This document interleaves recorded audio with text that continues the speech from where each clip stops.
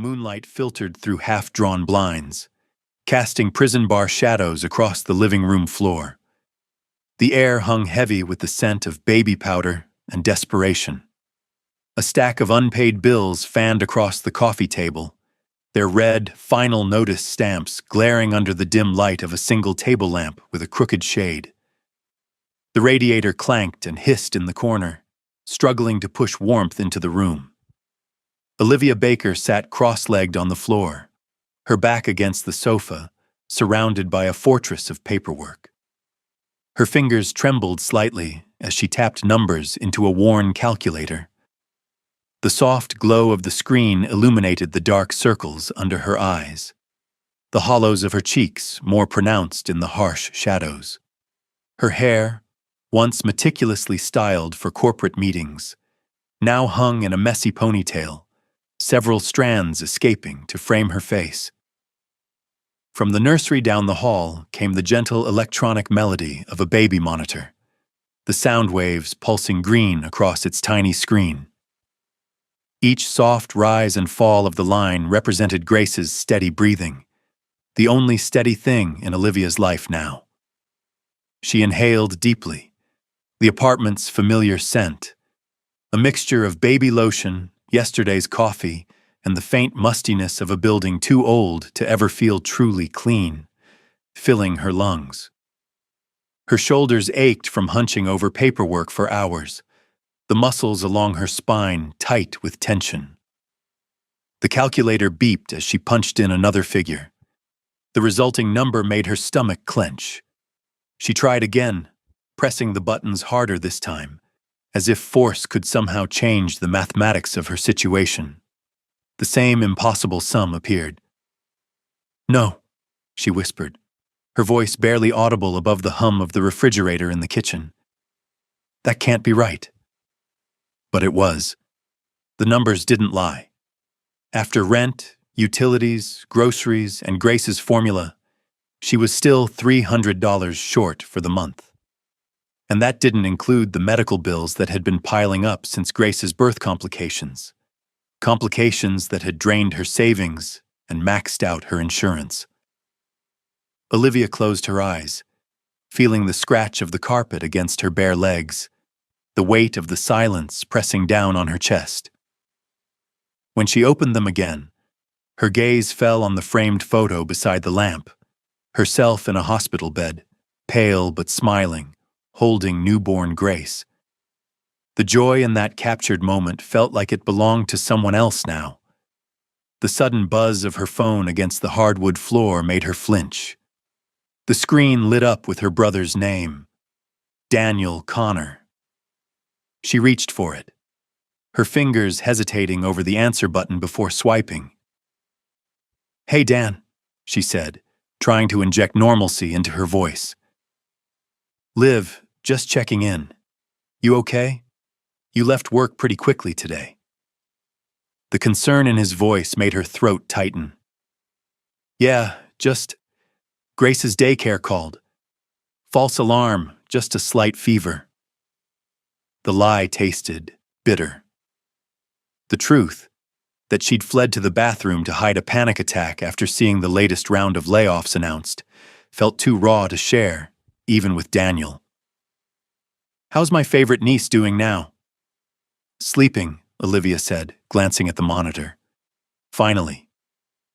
"And you? Mom said you haven't been returning her calls." Olivia's gaze drifted back to the bills. The largest one, from Northside Medical Center, bore yesterday's date and the word collections stamped in bold letters.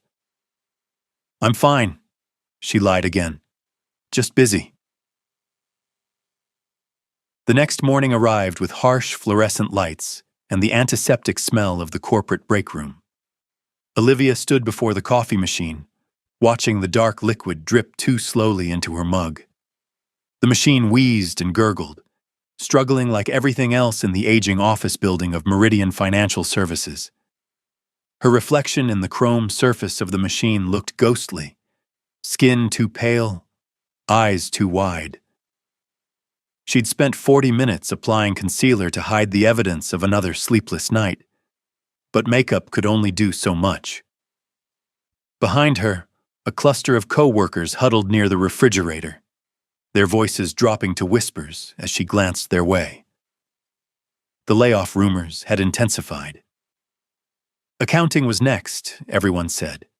Too many redundancies after the merger. The knowledge sat like ice in her stomach. Her phone vibrated in her pocket. Another text from the daycare. Grace fussy today. Fever 100.2. Please bring more formula. Olivia's hand tightened around her mug. The formula was nearly gone, and payday was still a week away. The coffee suddenly smelled nauseating. Baker, just who I was looking for. The booming voice made her startle, coffee sloshing over the rim of her mug onto her fingers. The hot liquid stung, but she forced a smile as she turned to face Ethan Harmon, the new VP of Operations. There was something unsettling about Harmon, something in his too-perfect appearance and the coldness behind his smile.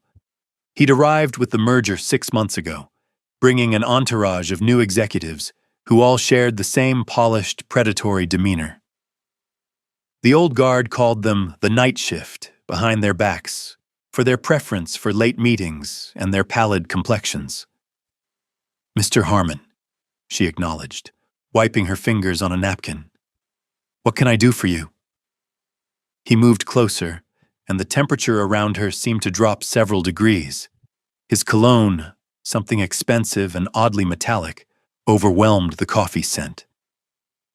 I need the Westridge audit completed by end of day, he said, checking his watch, a timepiece worth more than her monthly salary. The board meeting's been moved up. Olivia's stomach twisted.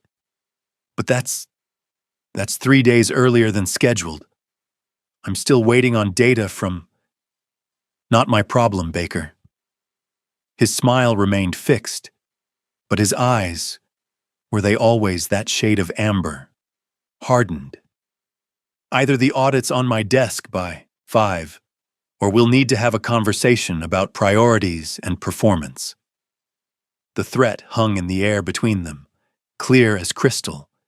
With the layoffs looming, performance issues were a death knell. I understand, she said, the words ashen in her mouth. Good. He checked his watch again. Oh, and the quarterly projections need revision. The formatting was inadequate. She had spent the entire weekend on those projections, working while Grace napped, following the exact template provided. I'll fix them right away, she said, hating the tremor in her voice. Harmon nodded, satisfied, and turned to leave.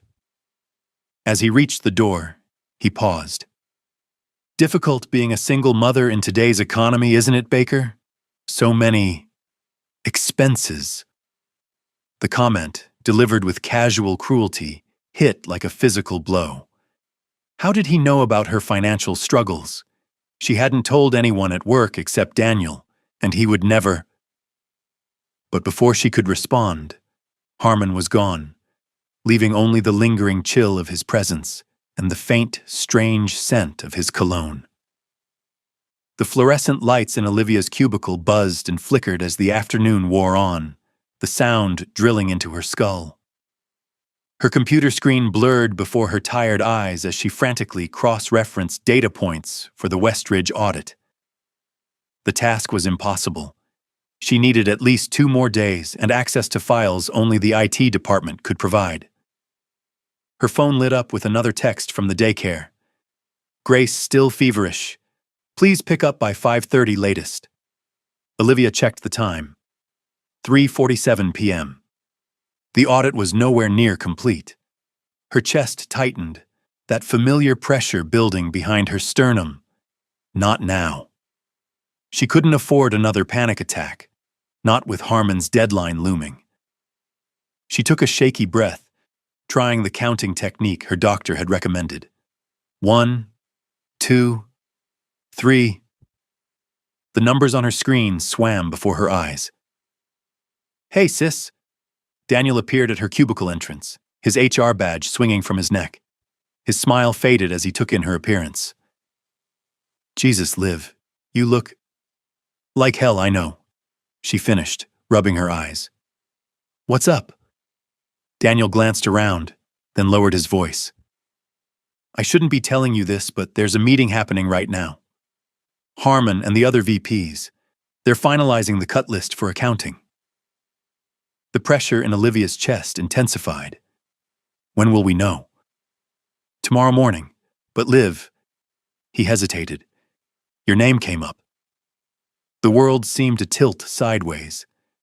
The buzzing lights grew louder, the cubicle walls closing in. I have the Westridge audit, she said desperately. If I can just finish it today. Daniel's expression told her everything. The audit was never the point. Harmon's been gunning for your position since he arrived. He's got someone from his old company lined up already. The unfairness of it burned like acid. But Grace's medical bills, the daycare, I can't. Her voice broke. I know. Daniel squeezed her shoulder. I'm trying to fight for you, but Harmon's got the board wrapped around his finger. It's like they're all under some kind of spell. Olivia's hands trembled as she reached for her phone. She needed help. Any help.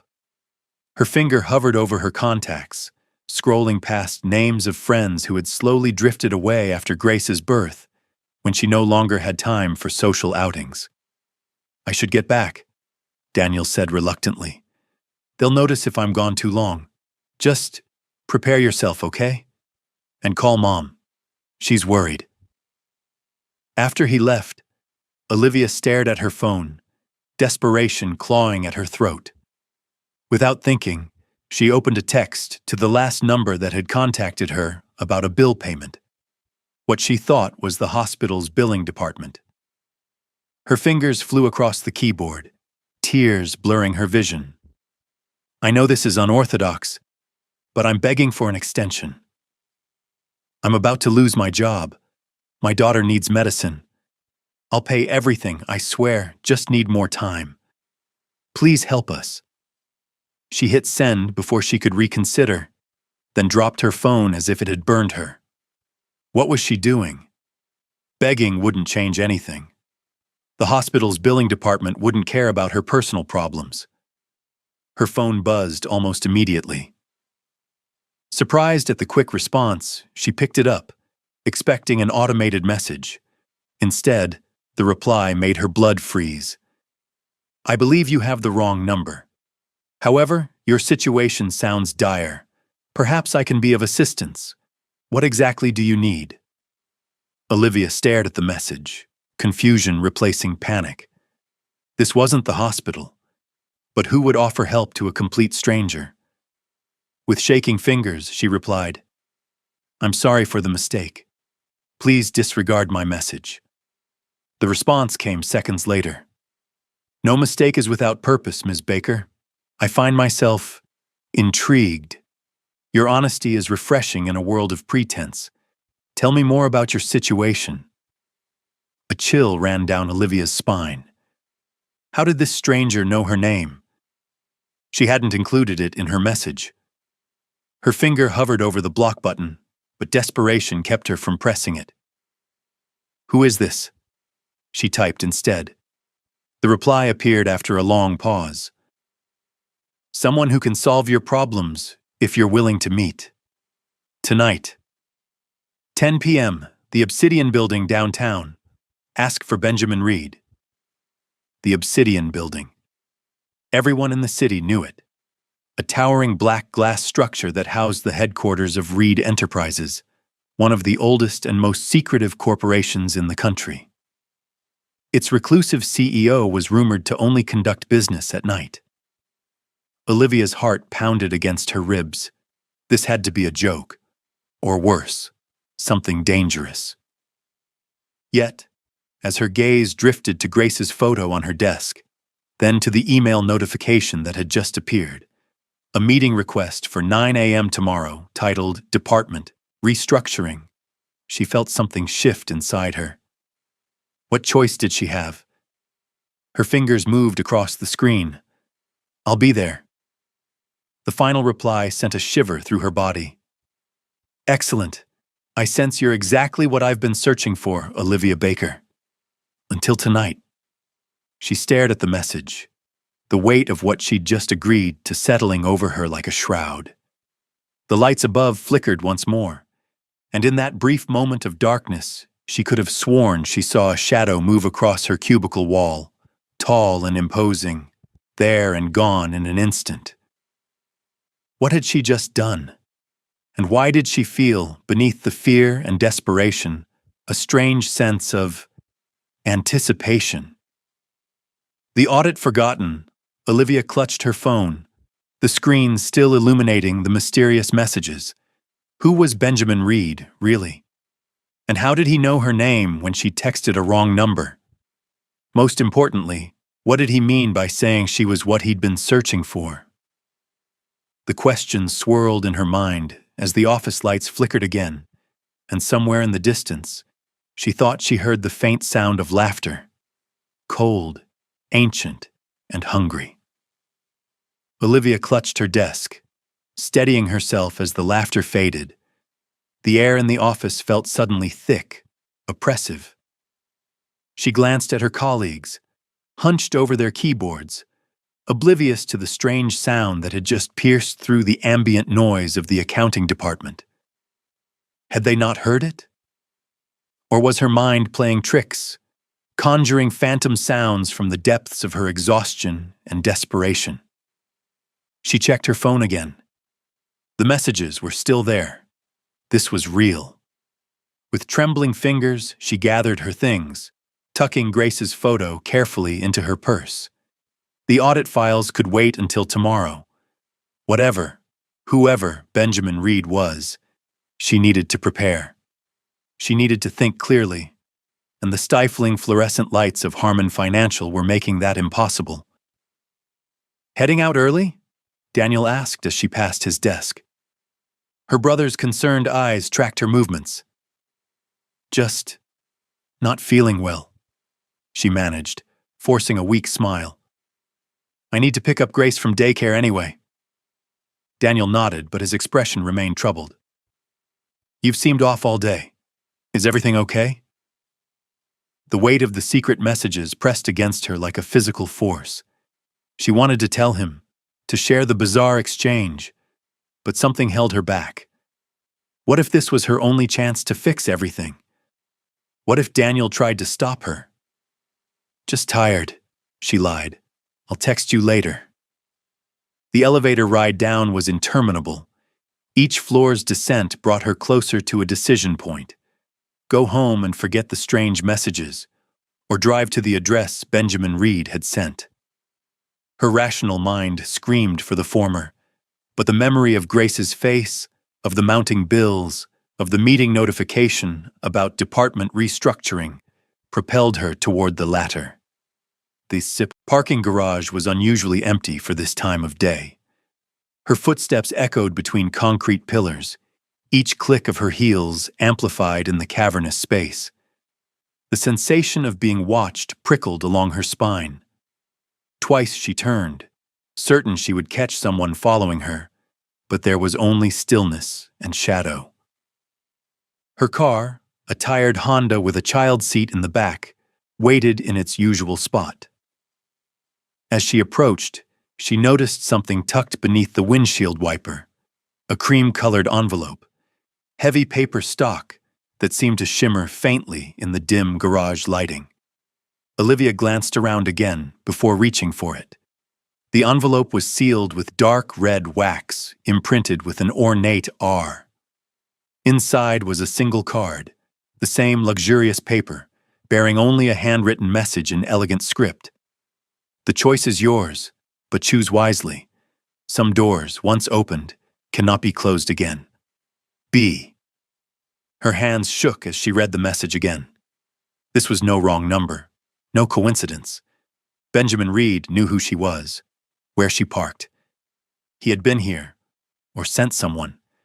The realization should have terrified her, sent her running to security or the police.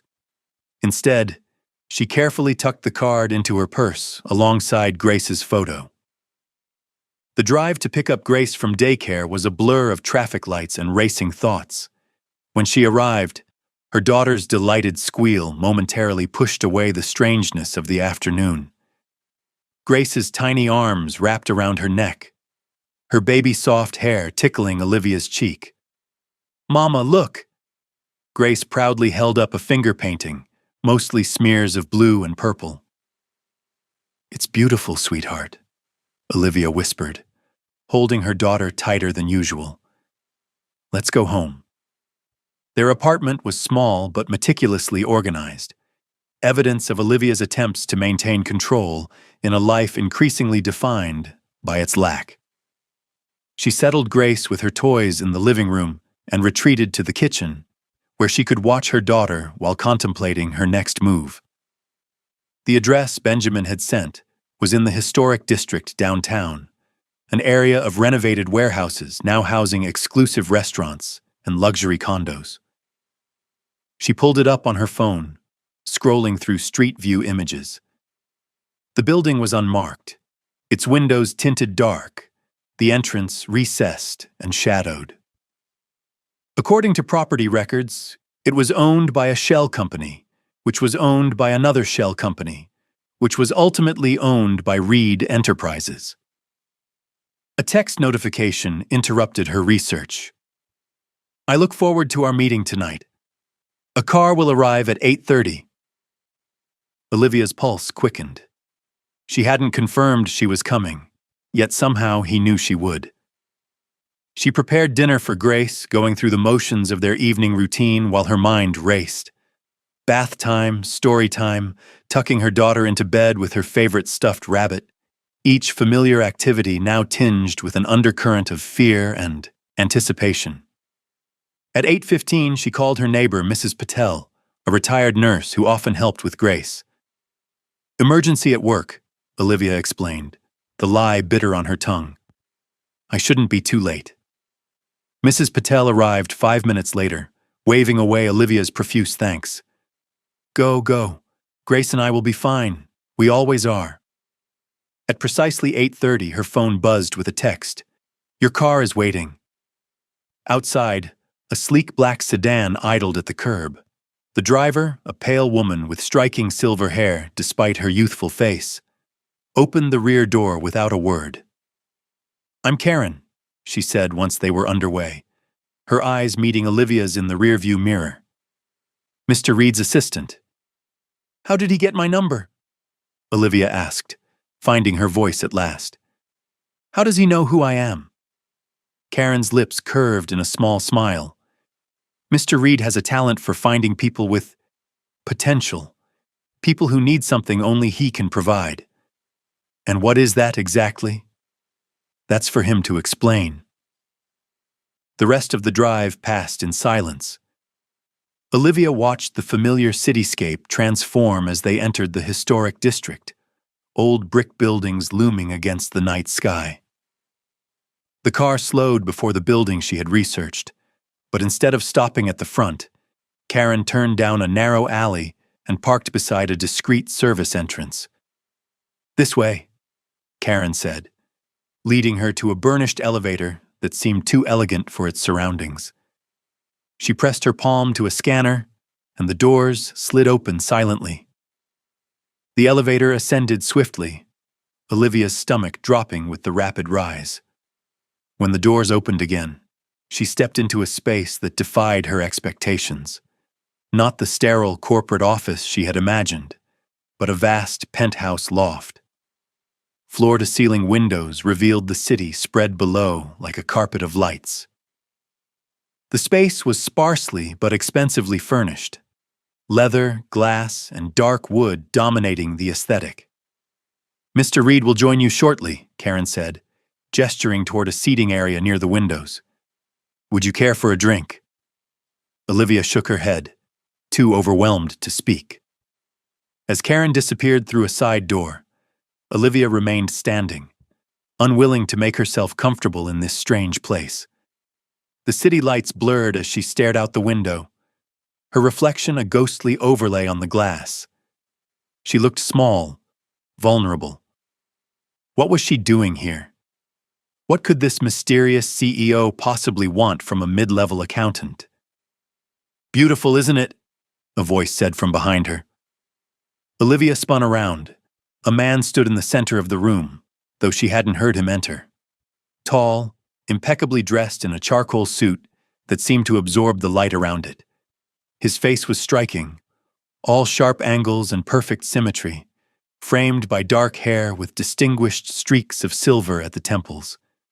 But it was his eyes that held her, deep, almost black in the dim lighting, and ancient in a face that otherwise appeared no older than 40. "Mr. Reed," she said, her voice steadier than she felt. "Benjamin, please." He moved toward her with fluid grace. "Thank you for coming, Olivia." The sound of her name in his mouth sent an involuntary shiver through her. "You didn't leave me much choice." A smile played at the corners of his mouth. "We always have choices. You could have ignored my messages. You could have gone to the police. Instead, you're here. Why am I here? What do you want from me?" Benjamin gestured to the seating area. "Please, sit. This conversation requires comfort." Reluctantly, Olivia perched on the edge of a leather chair, while Benjamin took the seat opposite, his movements measured and deliberate. "I understand you're in a difficult position at Harmon Financial," he began. "An audit you can't quite reconcile. Discrepancies that don't make sense. And tomorrow, a meeting about department restructuring." Olivia stiffened. "How could you possibly know that?" "I make it my business to know many things, especially about Ethan Harmon and his operations." Benjamin leaned forward slightly. "The audit you're struggling with? Those discrepancies aren't errors. They're deliberate. Harmon Financial is laundering money on a massive scale." The accusation hung in the air between them. Olivia's mind raced back through the numbers she'd been reviewing, the patterns that hadn't made sense. Until now. If that's true, why tell me? Why not go to the authorities? Because Ethan Harmon has connections that make him virtually untouchable through conventional means. And because you, Olivia Baker, are uniquely positioned to help me stop him. Me? I'm just an accountant. You're the accountant assigned to the very audit that could expose him. You have access, knowledge, and most importantly, motivation. His eyes seemed to pierce through her. A single mother, struggling financially, facing potential unemployment, a daughter to protect. Anger flared in Olivia's chest. "You don't know anything about my daughter." "Grace," Benjamin said softly. 4 years old, bright, curious. Your world." Olivia stood abruptly. "This was a mistake. I'm leaving." Benjamin remained seated, unperturbed. "Before you go, let me show you something." He removed a slim folder from the table beside him and held it out. After a moment's hesitation, Olivia took it, flipping it open to find photographs. Surveillance images of Ethan Harmon entering buildings at odd hours, meeting with known criminals. Financial records highlighting the same discrepancies she'd noticed in her audit, but connecting them to offshore accounts, shell companies, and worse, human trafficking operations. "What is this?" she whispered, though she already knew. "The truth about your employer. About the man who's planning to fire you tomorrow to protect his secrets." The last page in the folder was a copy of an internal memo, dated that morning, with her name on a list of employees to be terminated. Beside it was a notation: "Potential security risk. Knows too much." Olivia sank back into the chair, the folder heavy in her hands. "What do you want me to do?" "Help me gather the final evidence needed to bring him down. Work with me, not for Harmon." "And in return?" Benjamin's expression softened almost imperceptibly. "Financial security for you and Grace, my protection, and the satisfaction of knowing you've stopped a monster." The word monster seemed to echo in the vast space. Olivia studied Benjamin's face, searching for deceit, but finding only intensity. "Why me?" she asked again. "There must be others with more access, more influence. Because you noticed what others missed. Because you have integrity." He paused. "And because Ethan Harmon took someone from me once. Someone I couldn't protect." For the first time, Olivia glimpsed something vulnerable beneath Benjamin's controlled exterior, a flash of ancient grief quickly masked. "I need time to think," she said finally. "Of course," Benjamin stood, "but not too much time. Tomorrow's meeting." "I know." Olivia clutched the folder. "Can I take this?" "It's yours. Karen will drive you home." As if summoned by her name, Karen appeared at the door. Olivia rose to follow her, but paused when Benjamin spoke again. "Olivia, be careful who you trust." The ride home was silent, the folder a weight in Olivia's lap.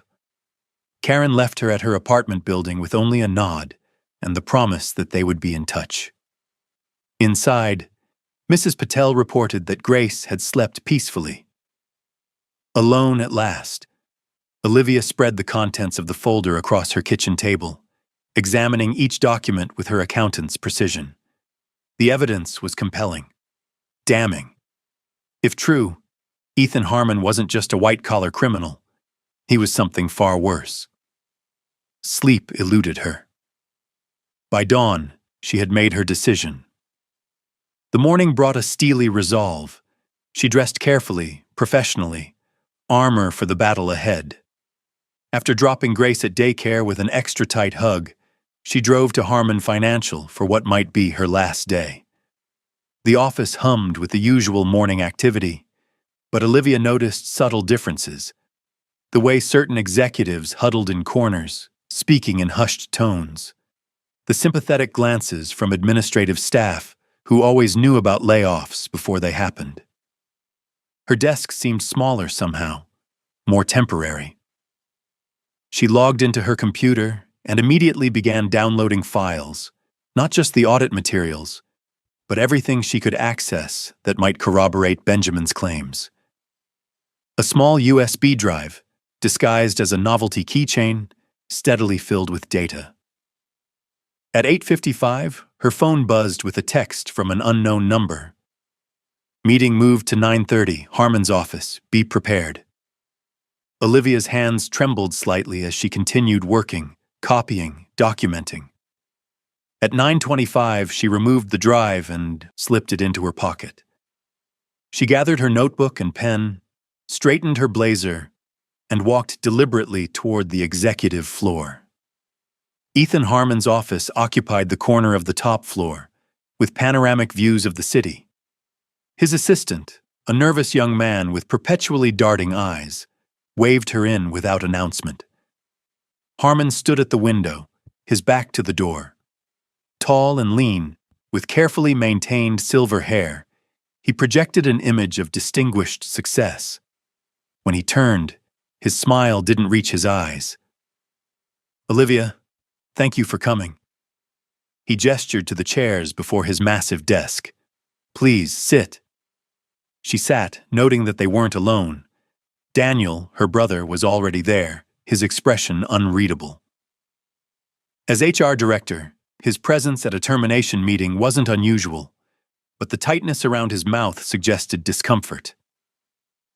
"I'll get right to the point," Harmon said, settling into his leather chair. "We're implementing some structural changes in the accounting department." "You're firing me," Olivia said flatly. Harmon's eyebrows rose slightly. "Restructuring. But yes, your position is being eliminated. Because of the audit." A flicker of something, surprise, concern, crossed Harmon's face. "The decision is purely financial. You'll receive a generous severance package, of course." Daniel slid a folder across the desk toward her. 6 months' salary, extended benefits. It's a good package, Liv. Olivia didn't touch the folder. "And if I don't sign?" Harmon's smile tightened. The package is contingent upon a standard non-disclosure agreement and a clean handover of all current projects. Including the Westridge audit? The temperature in the room seemed to drop several degrees. Harmon's eyes narrowed almost imperceptibly. All projects, he repeated. Is there a problem with the Westridge audit I should know about? Olivia met his gaze steadily. Several, actually. Discrepancies I can't reconcile. Transactions that don't make sense. Unless, of course, someone is deliberately obscuring the money trail. Daniel shifted uncomfortably. Olivia, this isn't the time. When is the time, Daniel? After I sign away my right to discuss what I've found. After the evidence disappears? Harmon's pleasant mask slipped further. I think you're confused, Ms. Baker. Perhaps the stress of your personal situation is affecting your judgment. My personal situation? Single motherhood can't be easy. Financial pressures, lack of sleep. It's understandable that you might see problems where none exist. The condescension in his tone ignited something in Olivia, a righteous anger that burned away her fear. She reached into her pocket, fingers closing around the USB drive. I'm not confused, Mr. Harmon. The numbers don't lie, even when people do. Harmon's expression hardened. He pressed a button on his desk phone. Security to my office, please. Daniel stood. Ethan? That's not necessary. Olivia will cooperate. Will I? Olivia rose from her chair, heart pounding. What about you, Daniel? Do you know what's happening here? Or are you just following orders? Her brother's face flushed. This isn't about me. It's about all of us. About what we're willing to overlook for a paycheck. Harmon stood as well, his height allowing him to tower over her. You're making serious accusations without evidence, Miss Baker. That's libel. Grounds for immediate termination without benefits. I have evidence, Olivia said, the USB drive now clutched in her palm. More than you realize. Something shifted in Harmon's eyes, a darkening, a deepening that sent a primal chill down Olivia's spine. For an instant, she could have sworn his pupils elongated, the irises bleeding to amber. The office door opened, and 2 security guards entered. Harmon's expression immediately reset to corporate neutrality. Please escort Ms. Baker to her desk to collect her personal belongings, then off the premises. Olivia took a step back, bumping into one of the guards. You can't silence me. I'm not silencing anyone, Harmon said smoothly. I'm terminating an employee who's clearly suffering from some kind of breakdown. Daniel, perhaps you should call someone to pick her up. She shouldn't drive in this state. Daniel reached for his phone, but his eyes met Olivia's with an unspoken message. Play along. I don't need a ride, Olivia said, forcing her voice to crack slightly. I need more time with the audit. I just need to understand. What you need is rest, Harmon interrupted, and perhaps professional help. The security guards moved to flank her. One reached for her arm, but she jerked away. Don't touch me, I can walk myself out. Harmon nodded to the guards. Stay with her until she leaves the building. As they led her from the office, Olivia caught a final glimpse of Daniel, his face a mask of professional concern that didn't match the warning in his eyes. The walk to her desk was a gauntlet of curious stares and whispered comments. Olivia kept her head high, methodically gathering her few personal items, Grace's photo, a spare sweater, a mug her daughter had painted. The USB drive remained hidden in her clenched fist. Security watched as she packed, then escorted her to the elevator. The doors had barely closed when her phone buzzed with a text from Daniel. What the hell was that? Call me ASAP. She didn't respond. Instead, as the elevator descended, she sent a message to the number Benjamin had used. It's done. Harmon fired me. I have the files. The response came immediately. Car waiting in garage level B southeast corner. When the elevator reached the lobby, Olivia asked the guards, "Can I at least go to my car?" They exchanged glances. "Fine, but we walk you there." "Perfect." She led them to the parking garage, deliberately heading toward her usual spot on level A. As they approached her Honda, one guard's radio crackled with a security alert elsewhere in the building. Both hesitated. "Go," Olivia said. "I'm leaving anyway." After a moment's deliberation, the senior guard nodded. "Straight out, Ms. Baker. No detours." The moment they disappeared back toward the elevator, Olivia sprinted for the stairwell, descending quickly to level B. Her heels echoed in the concrete enclosure, the sound matching her racing heartbeat. The southeast corner was the darkest part of the garage, furthest from the entry ramps. As promised, a car waited, the same black sedan from the night before. Karen stood beside it, door already open. "Quickly," she urged. "They're looking for you." Olivia slid into the back seat, clutching her purse and the small box of belongings. As Karen pulled away, she glanced back to see two security guards emerging from the stairwell, speaking urgently into their radios. "Did you get what we need?" Karen asked, navigating smoothly through the garage exit. Olivia held up the USB drive. "Everything I could access, but Harmon knows I suspect something. He'll be covering his tracks. Let him try." Karen's smile was cold. Benjamin has been waiting a long time for this opportunity. They drove in tense silence, taking a circuitous route through the city. Twice, Karen made unexpected turns, eyes flicking to the rearview mirror.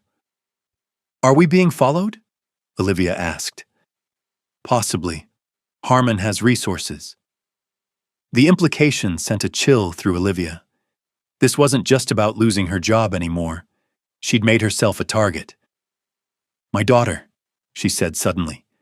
"Grace, if Harmon knows I have evidence—" "Benjamin has already arranged protection for her," Karen assured her.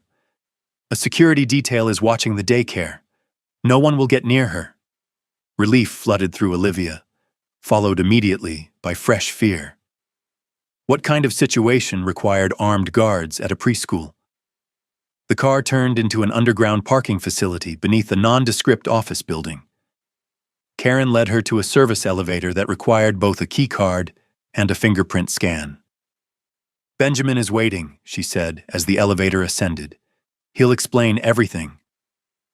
The doors opened directly into what appeared to be a command center, a large open space filled with monitors, computer stations, and a central conference table where Benjamin Reed stood studying a display of documents and photographs. He looked up as they entered, his intense gaze finding Olivia immediately. "You did well," he said. "Better than I hoped." Olivia approached the table, taking in the scope of the operation. Multiple screens showed surveillance feeds. Harmon Financial's exterior, Ethan Harmon's residence, and to her shock, a live feed of Grace's daycare playground, where her daughter was currently chasing bubbles with her classmates. "You're watching my daughter," she said, her voice tight. "Protecting her," Benjamin corrected. "Harmony is dangerous, more than you know." Olivia placed the USB drive on the table. "Then tell me, all of it. No more cryptic warnings or partial truths. What am I involved in?"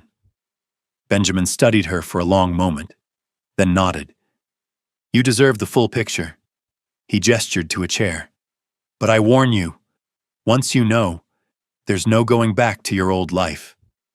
"My old life ended the moment I was escorted out of Harmon Financial," Olivia said, sitting down. "I need to know what I'm fighting for, and against." Benjamin took the seat opposite her.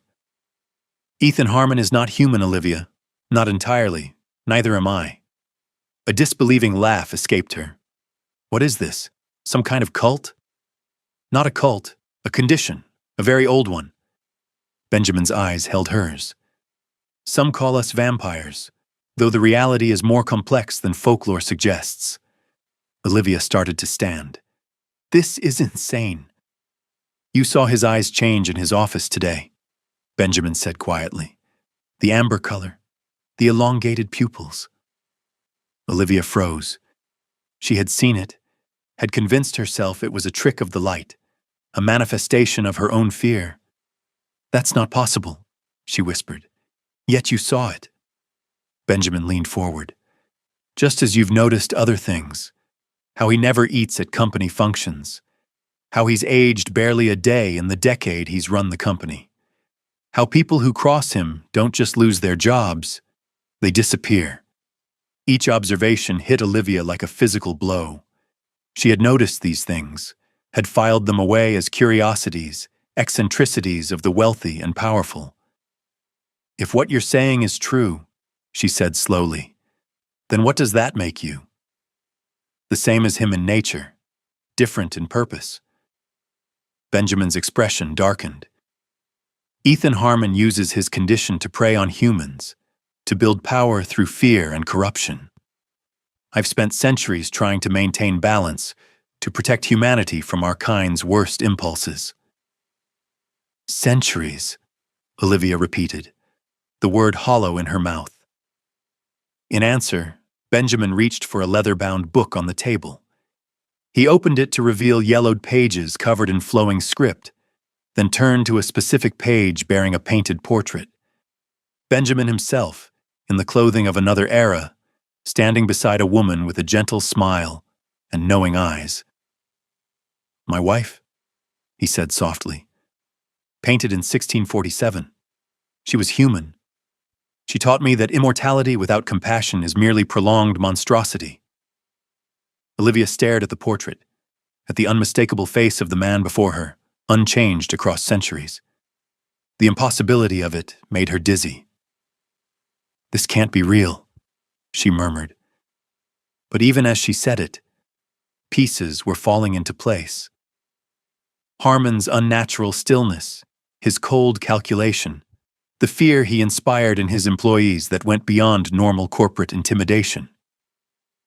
The financial crimes are real enough, Benjamin said, closing the book gently. But they're merely the surface. Harmon's network extends into human trafficking, specifically targeting vulnerable people who won't be missed. He doesn't just steal their money, Olivia. He feeds on them. The horror of this statement hung in the air between them. Olivia thought of the discrepancies she'd found, the shell companies, the unexplained transfers to overseas accounts. The missing funds, she said slowly. They're not just being laundered, they're financing what? Hunting grounds? Benjamin nodded grimly. Procurement facilities, private detention centers disguised as rehabilitation clinics, places where people disappear. Olivia's stomach churned. And my brother works for this monster. Daniel doesn't know everything, Karen interjected from nearby. Few humans in the organization do. They see only what Harmon wants them to see. But he suspects, Benjamin added. Your brother has been quietly gathering his own evidence for months. It's why we approached you. We needed someone with direct access to the financial records, someone Daniel would trust if the time came to act. Olivia's mind reeled with implications. The text I received this morning, about the meeting being moved to 9:30, that wasn't from the company, was it? From us, Karen confirmed. We needed you in that meeting. Needed Harmon to show his hand. You used me as bait, Olivia said, anger flaring. We gave you an opportunity, Benjamin countered, to see for yourself what he is. Before Olivia could respond, one of the monitors flashed with an alert. A technician called out, Movement at Harmon's residence. Multiple vehicles departing. Benjamin moved swiftly to the screen. Track them. All of them.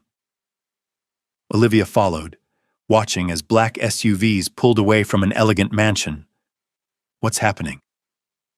He's mobilizing, Benjamin said grimly. Your confrontation forced his hand. He knows you have evidence, knows you're working with someone. But he doesn't know it's you. Not yet. Our conflict has remained in the shadows for decades. Direct confrontation is rare. The implications struck Olivia with sudden clarity. Grace. I need to get to Grace. Our team is already at the daycare, Karen assured her. She's safe. I want to see her, Olivia insisted. Now. Benjamin studied her, then nodded. Karen, take her, but stay alert. If Harmon has identified Olivia as a threat, he'll be watching for her. As Karen led her back toward the elevator, Olivia turned. The USB drive. Use it. Stop him. We will, Benjamin promised. This ends now. The drive to the daycare was tense, Karen taking an even more circuitous route than before. Twice she pulled over abruptly, waiting in silence for several minutes before continuing. Are we being followed? Olivia asked after the second stop. Not anymore, Karen replied, her eyes constantly scanning their surroundings. When they finally reached the daycare, Olivia spotted the security detail immediately. 2 men in casual clothes who, nonetheless, radiated vigilance, positioned at opposite ends of the playground fence. Karen parked across the street. Wait here. Let me check in with the team first. Olivia watched impatiently as Karen approached one of the men, their conversation brief and intense. When Karen beckoned, Olivia was out of the car in an instant, hurrying across the street. The daycare director met her at the door, confusion evident. Ms. Baker, is everything all right? You're not usually here at this time? Family emergency, Olivia managed. I need to take Grace early. The director hesitated. She's napping now, and there's a note in the system about authorized pickups. I'm her mother, Olivia said, her voice rising. I don't need authorization. Of course, I just meant... Karen stepped forward smoothly. There seems to be a misunderstanding. Ms. Baker called earlier about the pickup. Perhaps the message wasn't relayed. The director's brow furrowed. I don't recall. Let me check the log. As she turned to the computer, Karen whispered to Olivia, Something's wrong. Grace should be on the playground, not napping. And there was no pickup restriction in the system this morning. Cold dread washed over Olivia. Where is my daughter? The director looked up from the computer, her expression shifting from confusion to concern. That's odd. The system shows a pickup authorization was added at 10:15 this morning for a Daniel Baker.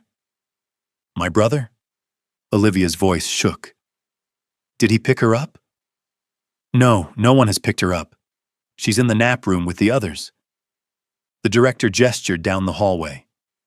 Would you like me to get her? Please, Olivia said, fighting to keep her composure. The moment the director disappeared down the hall, Olivia turned to Karen. Daniel wouldn't add himself to the pickup list without telling me. Something's happening. Karen was already on her phone, speaking rapidly. Security breach at the daycare. Possible system manipulation. We need immediate extraction. The director returned, her face pale. Ms. Baker, I'm so sorry. Grace isn't in the nap room. Ms. Johnson said a man came with pickup authorization about 20 minutes ago. She assumed it was your brother. Olivia's world tilted. Where is she? Where is my daughter? The director stepped back, alarmed. Ms. Johnson said he had proper ID, the authorization code.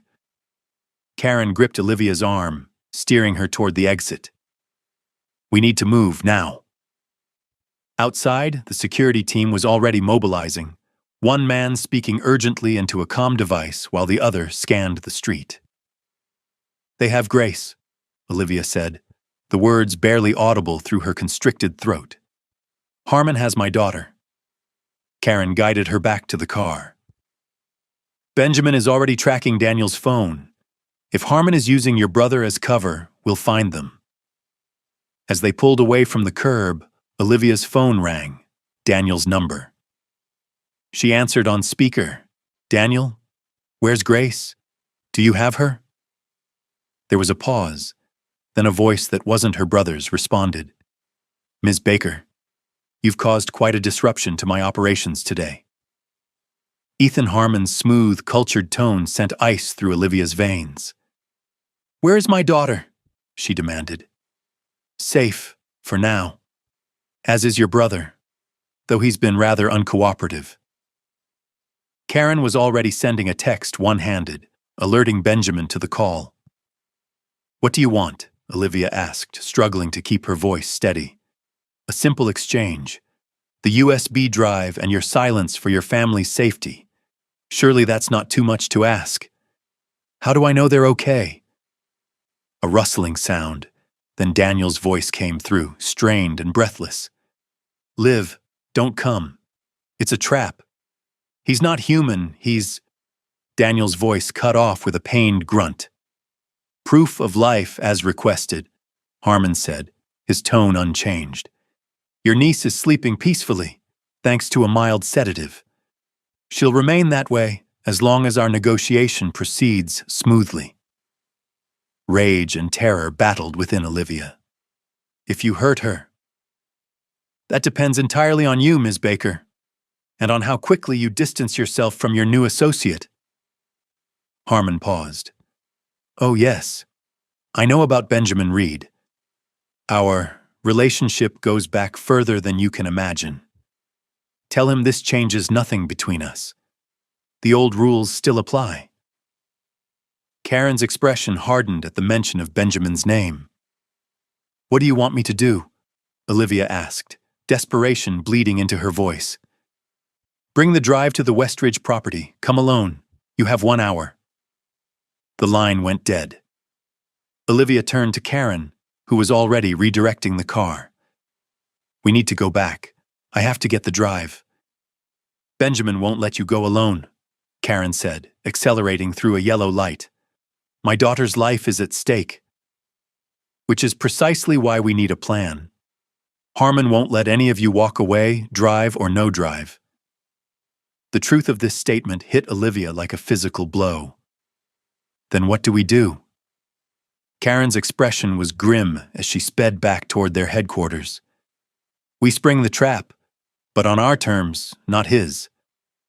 The elevator doors opened to reveal Benjamin already in motion, directing his team with calm precision. We heard, he said as Olivia approached. Harmon's playing his hand earlier than expected. He has my daughter, Olivia said, her voice breaking. My brother. I need to give him what he wants. Benjamin's expression softened momentarily. What he wants is to eliminate all threats. The drive is merely an excuse to lure you in. I don't care. I have to try. And you will, Benjamin assured her, but not alone and not unarmed with the truth. He gestured to the central display, where satellite imagery showed an isolated compound surrounded by woods. The Westridge property, officially a wellness retreat owned by a Harmon financial subsidiary. In reality, one of his feeding grounds. Olivia stared at the images, horror mounting. And he's taken Grace there? Almost certainly. It's secure, isolated, and staffed entirely by his loyal followers, both human and otherwise. Otherwise? Olivia repeated numbly. More vampires? Some full-blooded, others in transition. Humans who serve him in hopes of receiving the gift of immortality. Benjamin's disgust was evident. Few understand what they're truly asking for. A technician approached with a small case. The package is ready, sir. Benjamin opened it to reveal what appeared to be an ordinary USB drive, identical to the one Olivia had provided. This contains the same financial data, but with a modification, a tracking program that will activate the moment it's connected to Harmon's network. It will give us access to his entire system. He'll check it before he releases Grace. Olivia pointed out. The program is dormant until activated. The files will appear genuine. Olivia took the drive, closing her fist around it. What's the plan? Benjamin led her to a detailed map of the Westridge property. You'll arrive as instructed, alone, appearing vulnerable. Karen and a team will already be in position here and here. He pointed to wooded areas surrounding the compound. I'll approach from the north, where security is lightest. And when I'm inside, stall. Keep Harmon talking. He enjoys displaying his power, explaining his superiority. Benjamin's expression darkened. A common weakness among our kind. What about Grace and Daniel? Finding them is our first priority. The tracking device in the drive will help locate all electronic systems in the facility, including security feeds. Olivia studied the map, trying to commit it to memory. And if something goes wrong? Benjamin met her gaze directly. Then I reveal myself, and Harmon learns why he should have left you and your family alone. The threat in his voice was unmistakable, ancient, and cold. For the first time, Olivia glimpsed what Benjamin Reed truly was. Not just a wealthy businessman with unusual connections, but something primal and powerful, something that had walked through centuries carrying a predator's patience. Why are you helping me? She asked suddenly. What do you gain from this? Benjamin was silent for a moment. Ethan Harmon took someone from me long ago. My wife. He's destroyed countless lives since then, hiding behind wealth and corporate power. This isn't just about you, Olivia, but you and Grace have provided the opportunity I've waited for. We're bait, Olivia said flatly. You're the catalyst, Benjamin corrected. The unexpected variable that will finally bring him down. A technician interrupted with a tablet. Sir, we've identified the security personnel at Westridge. 3 are known associates of Harmon, likely turned. The others appear to be human mercenaries. Benjamin studied the information.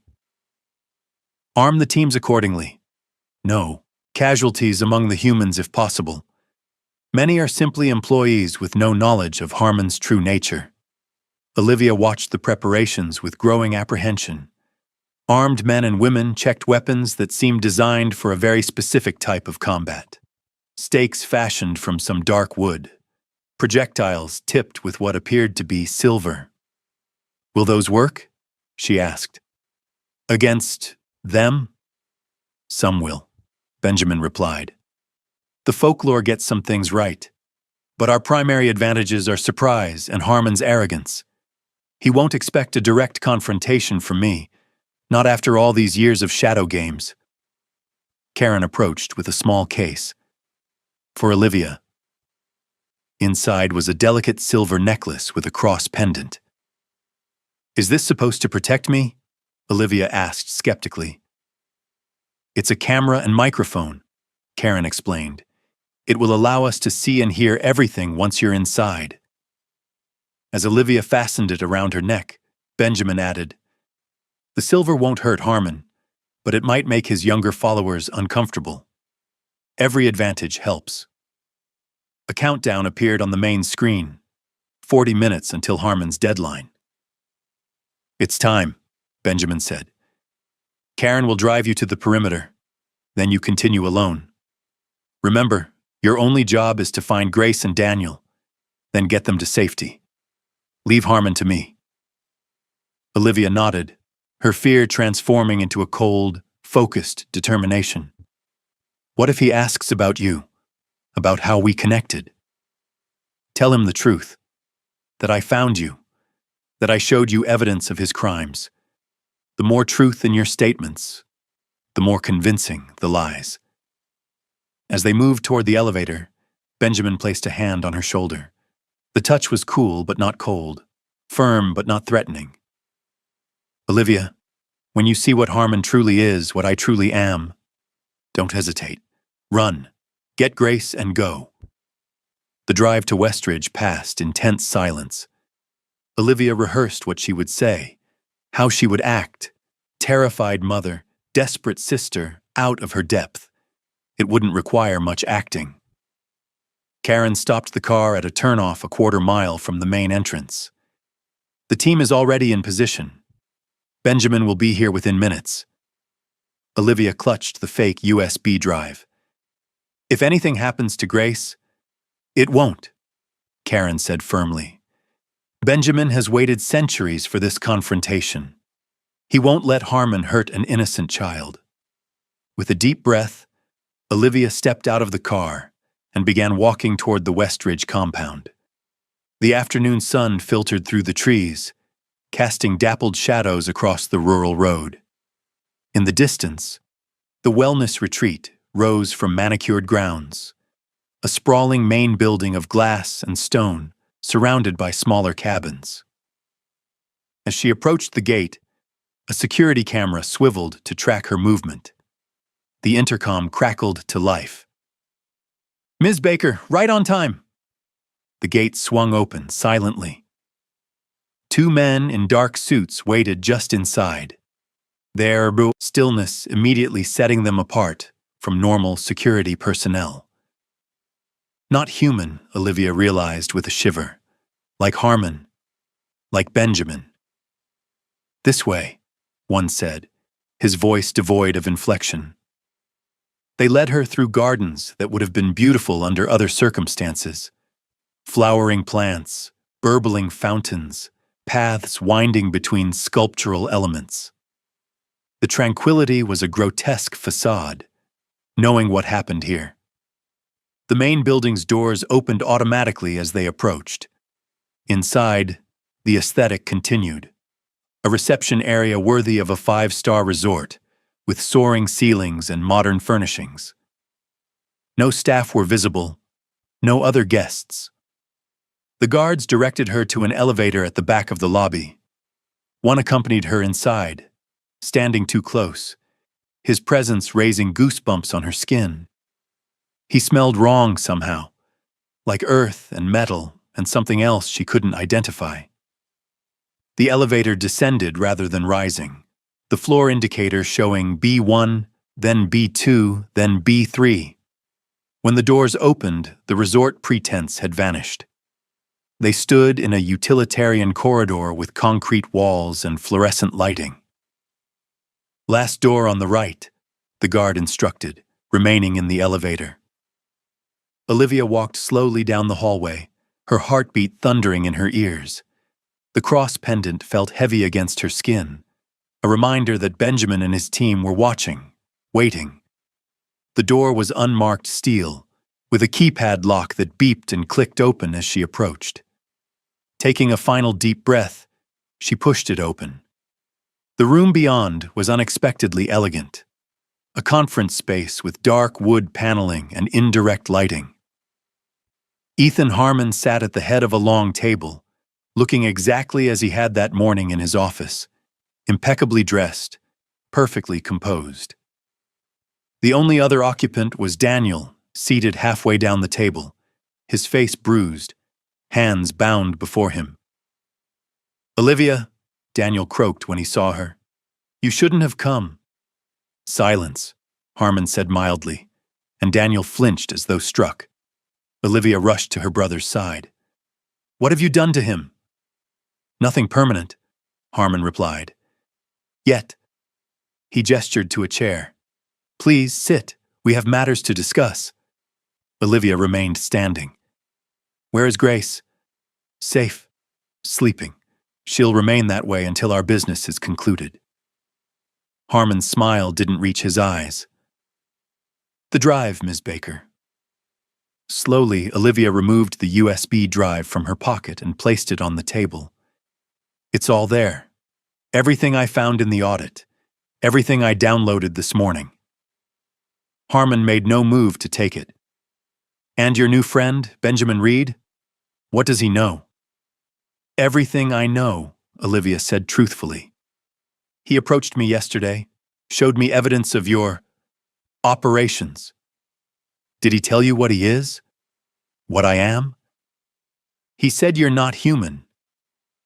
Harmon laughed, the sound echoing unnaturally in the room. A simplistic explanation. We are the next evolution of humanity. Stronger, faster, virtually immortal. The natural predators of a species that has forgotten its place in the food chain. Daniel made a strangled sound. Don't listen to him, Liv. He's insane.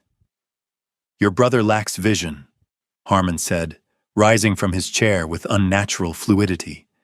But you, Olivia, you have potential. You see patterns others miss. You understand systems. He moved toward her, his movements too smooth, too precise. You could be valuable. Transition takes time, but the rewards are substantial. Olivia stepped back, keeping Daniel between them. I want to see my daughter. All in good time. Harmon picked up the USB drive, examining it. First, let's verify that you've fulfilled your end of our arrangement. He walked to a computer terminal in the corner of the room, inserted the drive, and began reviewing files. Olivia's pulse quickened. The tracking program would be activating now, giving Benjamin's team access to Westridge's systems. Everything appears to be in order, Harmon said after several minutes. Though I'm curious, did Reed tell you why he's pursued me all these centuries? Did he share that particular truth? He said you killed his wife, Olivia replied, watching Harmon carefully. A smile played at the corners of Harmon's mouth. Is that what he told you? How selective of him. He removed the drive and returned to the table. Benjamin Reed is a hypocrite. He feeds as I do, hunts as I do. The only difference is that he clings to outdated notions of morality, of restraint. He doesn't murder innocent people, Olivia countered. Doesn't he? Harmon's eyes gleamed with malicious amusement. Ask him about the winter of 1793, about the village in Austria, about how many innocent people died before his thirst was sated. Before Olivia could respond, the lights flickered briefly. Harmon's head snapped up, his attention shifting to something beyond human perception. It seems, he said slowly, that your faith in Benjamin Reed was misplaced. He pressed a button on the table. Security status. A voice responded over an intercom. Perimeter breach, north quadrant, multiple intruders. Harmon's expression hardened. So predictable, even after all these years. He turned to Olivia. Did you really think I wouldn't anticipate his involvement? That I wouldn't prepare for this moment? Fear clawed at Olivia's throat. Our deal is void, Harmon snapped, his veneer of civilization slipping. For an instant, his face seemed to shift, features sharpening, eyes flaring amber. But don't worry. Your daughter will still serve a purpose. The young have such potent life force. Daniel lunged from his chair, despite his bound hands. You bastard! Harmon backhanded him with casual force, sending Daniel crashing into the wall. He slumped to the floor, dazed. Daniel! Olivia moved toward her brother, but Harmon caught her arm, his grip inhumanly strong. You'll both witness what happens to those who align themselves with Benjamin Reed, he hissed, and then you'll join my special guests upstairs, the ones who provide sustenance for my kind. The door burst open. Karen stood in the threshold, a weapon raised. Release her, now. Harmon's laugh was cold. The faithful servant, still following your master after all these centuries? The only monster here is you, Ethan, Karen replied, her aim unwavering. Olivia felt Harmon's grip tighten painfully. Where is he?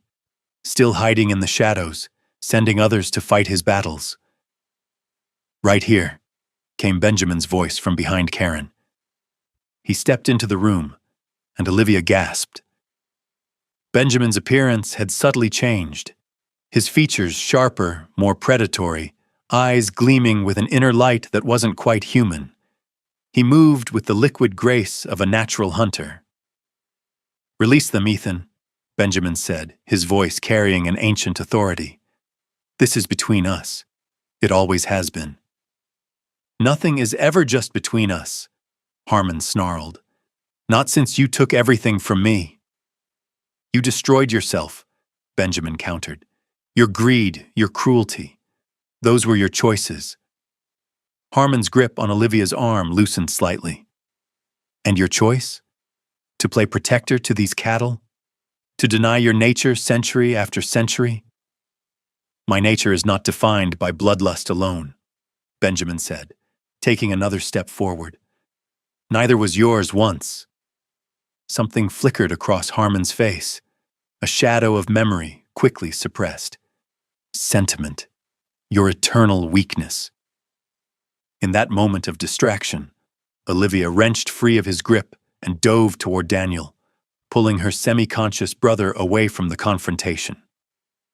Harmon snarled, lunging after her, but Benjamin moved with blinding speed, intercepting him. The two collided with inhuman force, the impact sending shockwaves through the room.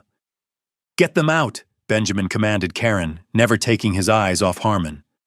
"Find the child." Karen rushed to Olivia's side, helping her lift Daniel. "This way! Quickly!" As they staggered toward the door, the sounds of combat intensified behind them.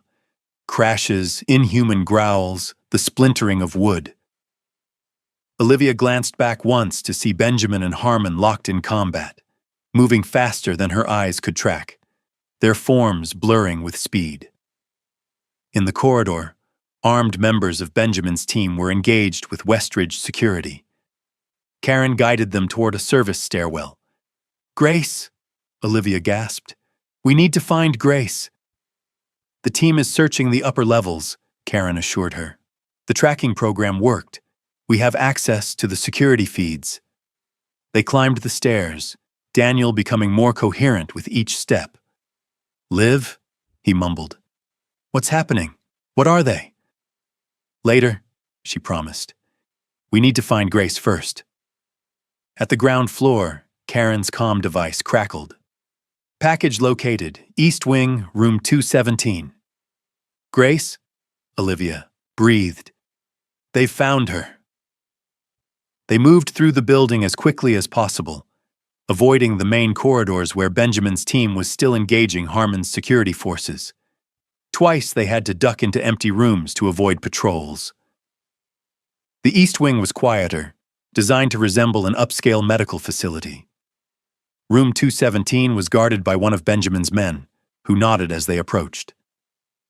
"She's inside," he confirmed, "still sedated but stable. Medical team is standing by." Olivia pushed past him. Olivia burst into the room, her heart slamming against her ribs. Grace lay on a small medical bed, tubes and monitors surrounding her tiny form. The sight of her daughter's chest rising and falling steadily released a flood of emotion that nearly buckled Olivia's knees. "Grace," she whispered, rushing to the bedside. Her fingers trembled as she stroked her daughter's cheek, warm and soft against her palm. "I'm here, baby. Mommy's here." Daniel leaned heavily against the doorframe, his eyes widening as he took in the scene.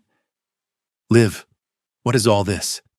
Why is Grace—" A thunderous crash from the corridor cut him off. The building shuddered, plaster dust sifted from the ceiling. Karen moved to the door, her posture alert.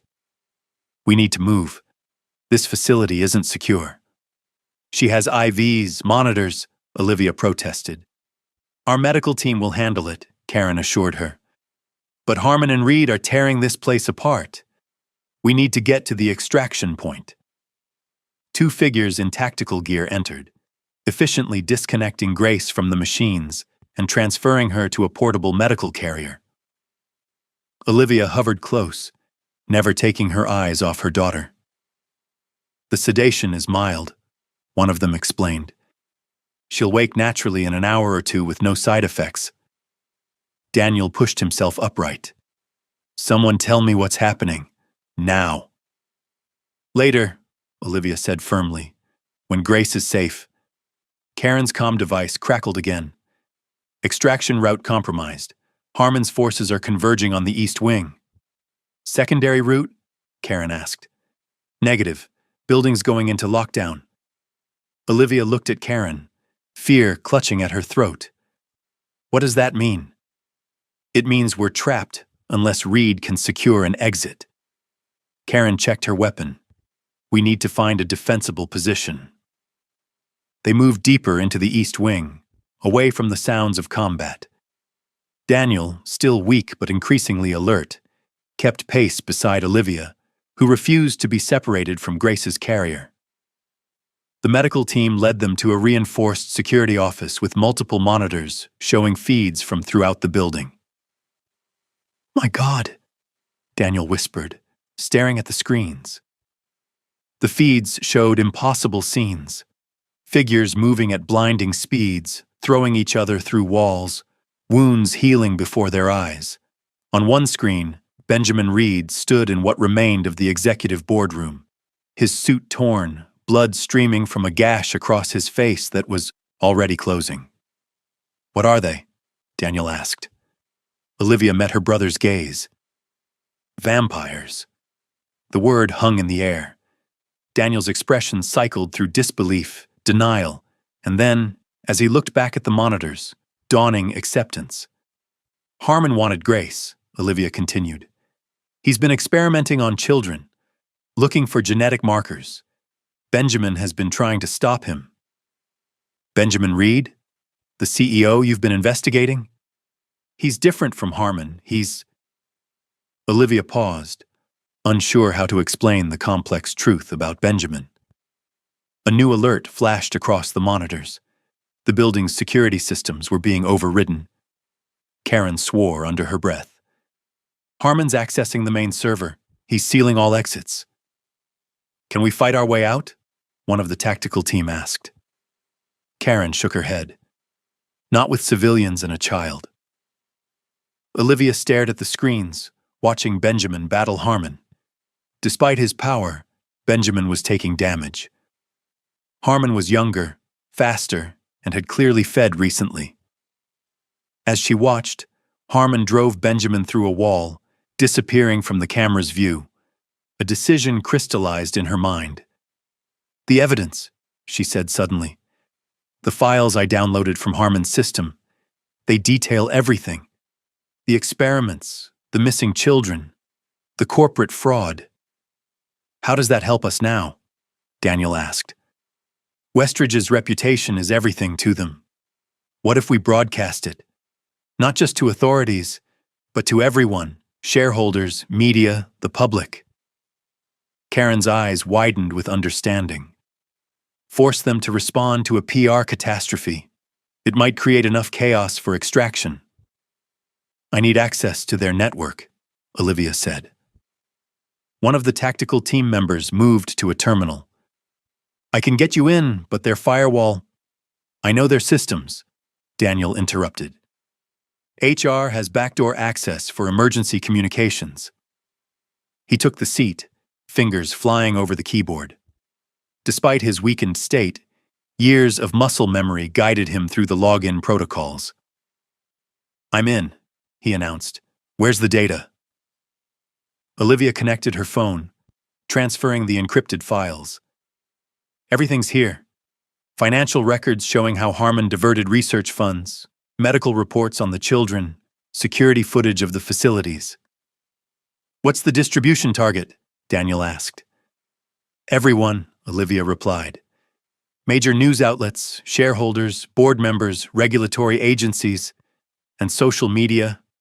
It needs to go viral before they can contain it." As Daniel worked, Olivia kept her eyes on the security feeds. Benjamin had reappeared, bloodied but still fighting.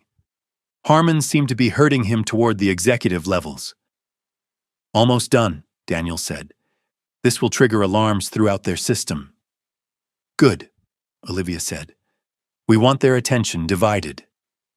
Daniel hit the final command. "It's sent. Mass distribution initiated. Almost immediately, alerts began flashing across the security monitors. The building's communication systems were lighting up as the information spread. "It's working," Karen said. "Security teams are being diverted to the server rooms." On another monitor, Olivia saw executives rushing into the main boardroom, faces pale with panic. Phones were ringing throughout the building. The distraction was taking hold. "Now we move," Karen decided. "The northeast stairwell should be clear." As they prepared to leave, a new alert sounded. The door to their security office beeped. Someone was overriding the lock. The tactical team raised their weapons. Karen positioned herself between the door and Olivia's group. The door slid open to reveal Benjamin Reed. His clothing was torn and bloody, his normally immaculate appearance shattered. But his eyes were clear and focused as they found Olivia. "You're alive," she breathed. "Barely," he replied. "Harmon is coming. He knows you're here." "The evidence is out," Olivia told him. "Everyone knows what he's been doing." A ghost of a smile touched Benjamin's lips. "Clever, but it won't stop him now. He has nothing left to lose." "What about the extraction team?" Karen asked. "They're securing the roof. If we can get there, we have a chance." Benjamin's gaze fell on Grace. "Is she?" "She's fine," Olivia assured him. "Still sedated." Benjamin nodded. "Then we need to move. Now." They left the security office, Benjamin taking point with Karen covering the rear. The building was in chaos.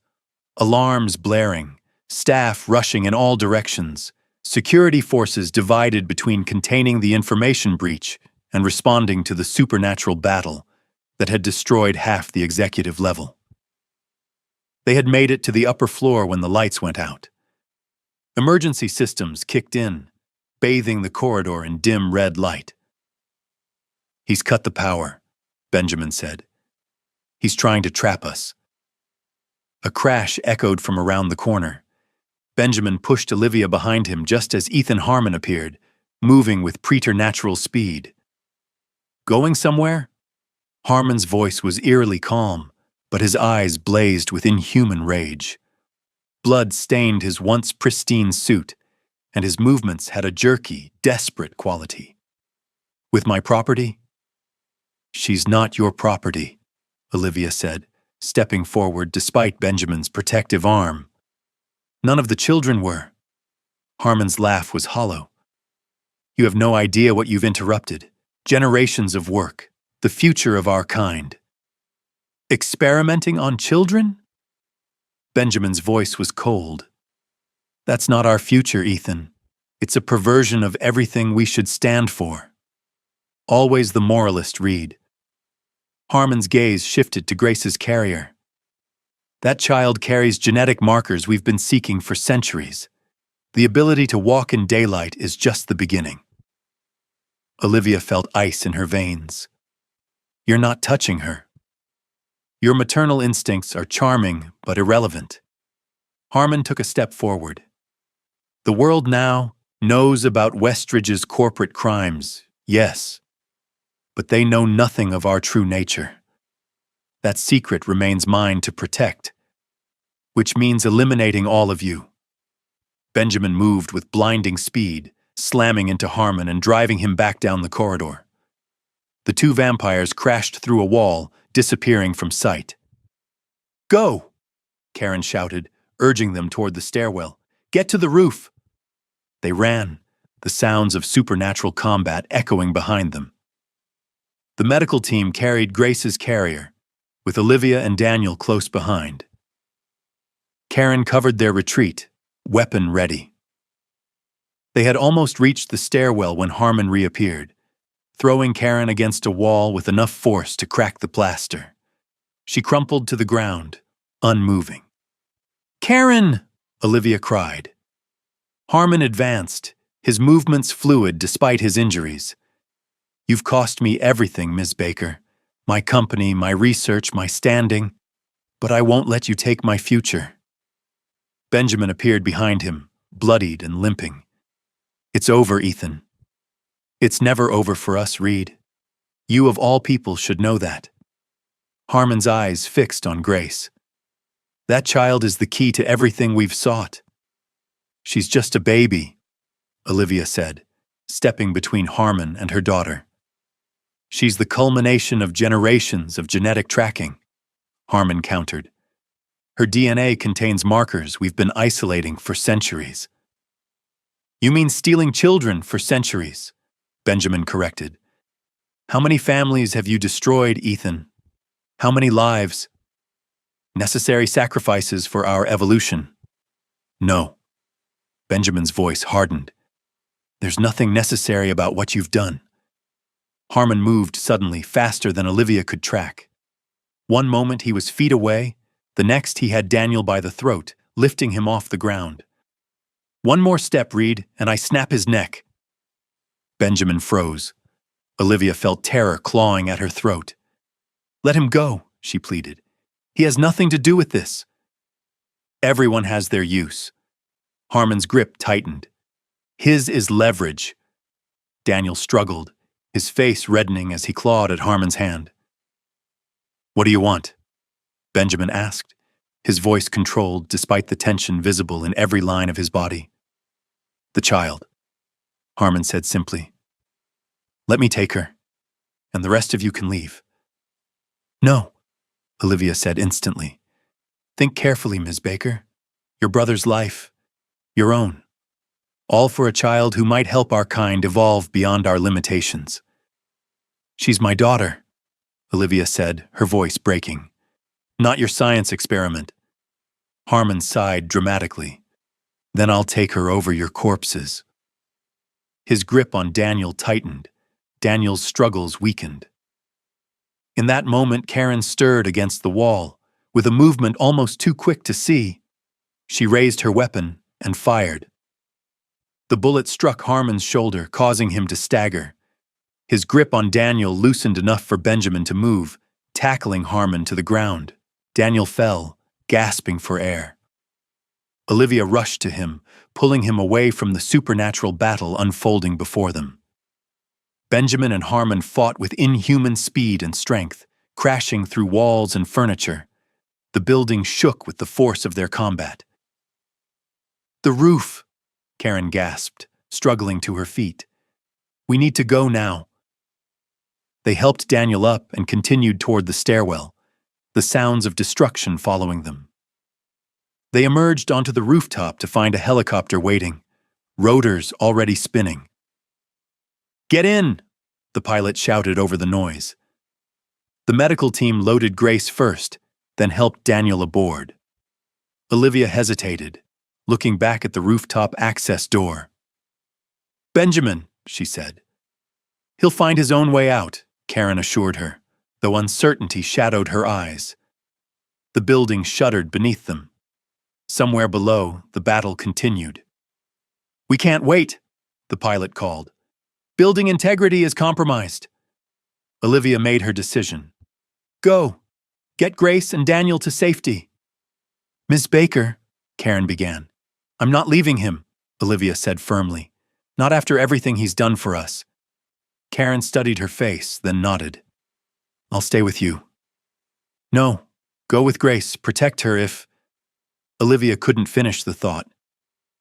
After a moment's hesitation, Karen climbed into the helicopter. "We'll circle back if we can." The helicopter lifted off, carrying Grace and Daniel to safety. Olivia turned back to the access door just as it burst open. Harmon emerged, his clothing in tatters, his face a mask of rage. Behind him, Benjamin staggered onto the roof, clearly weakened but still fighting. "Nowhere left to run," Harmon snarled, seeing Olivia. "Where's the child?" "Gone," Olivia said. "Somewhere you'll never find her." Fury contorted Harmon's features. "Then you'll die for nothing." He lunged toward her. Benjamin intercepted him, but his movements were slower now, his strength flagging. Harmon threw him aside and continued toward Olivia. She backed away, her foot hitting the low wall at the roof's edge. Below, the city sprawled, oblivious to the supernatural battle above. "Your death will be quick," Harmon promised. "More than you deserve for ruining everything." "It was you who ruined everything," Olivia countered. "Those children, their families, all for your twisted experiments. Progress requires sacrifice. Not this kind." Harmon reached for her. From behind him, Benjamin rose, drawing a blade from inside his ruined jacket, a short, ancient-looking dagger with symbols etched into the metal. "Ethan!" Benjamin called. Harmon turned. Benjamin drove the blade into his chest with the last of his strength. Harmon's eyes widened in shock and recognition. "The Founder's blade," he gasped. "You wouldn't dare. The Council sanctioned this," Benjamin said grimly. "Your experiments crossed every line we have." Harmon's body began to change, his skin graying, cracks spreading across his face like fracturing stone. He reached for the blade, but his fingers crumbled at the touch. "Centuries," he whispered. "All for nothing." His body collapsed inward, disintegrating into ash that scattered across the rooftop in the helicopter's lingering downdraft. Benjamin staggered, falling to his knees. Olivia rushed to his side. "Benjamin!" "I'm all right," he assured her, though blood seeped from wounds that were no longer healing. "The blade takes a toll on the wielder. We need to get you help. In time." His eyes searched her face. "Grace? Daniel?" "Safe," Olivia said. "In the helicopter." Relief washed over his features. "Good. That's good." In the distance, sirens wailed. The Westridge building was surrounded by emergency vehicles, their lights painting the night in red and blue flashes. "The evidence you released," Benjamin said.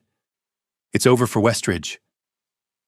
But not the truth about what you are. No, that remains hidden, as it must." Benjamin's gaze was steady despite his weakened state. "Humanity isn't ready for that knowledge." "What happens now?" Olivia asked. "Now?" Benjamin managed a small smile. "Now we rebuild. The Council will appoint new leadership. Westridge's legitimate operations will continue under different management. The children Harmon targeted will be monitored discreetly, protected. And Grace? She'll be safe. I promise you that." He reached for her hand, his touch gentle despite the strength she knew it contained. "Harmon was right about one thing. She is special, but she deserves to grow up loved, not studied." "And us?" Olivia asked, the question slipping out before she could stop it. Benjamin's expression softened. "That depends on you. My world is dangerous, Olivia, but after tonight, you're already part of it."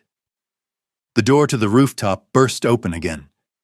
Karen appeared, accompanied by several of Benjamin's security team. "Extraction team is back," she announced. "We need to move before authorities secure the building." They helped Benjamin to his feet. A second helicopter approached, hovering above the rooftop. "Where will we go?" Olivia asked as they moved towards it. "Somewhere safe," Benjamin promised. "Where you and Grace can decide your future without fear." The helicopter touched down. As they climbed aboard, Olivia looked back at the Westridge building. Emergency lights pulsed around it, news vans already gathering. In the coming days, the corporation's crimes would dominate headlines. The human crimes, at least. The supernatural aspects would remain hidden, protected by those like Benjamin who walked between worlds. The helicopter lifted off, banking away from the chaos below. Benjamin sat beside her, his wounds slowly beginning to heal now that the blade's effect was fading. "It's not over, is it?" Olivia asked. "No," he admitted. "There will always be those like Harmon who see power as an end that justifies any means. And there will always be those like you to stop them." Benjamin's gaze met hers. "Not just me. You proved that tonight." The helicopter carried them over the city, its lights spreading below like a reflection of the stars above. Somewhere ahead, Grace and Daniel waited, the beginning of a new chapter Olivia had never imagined.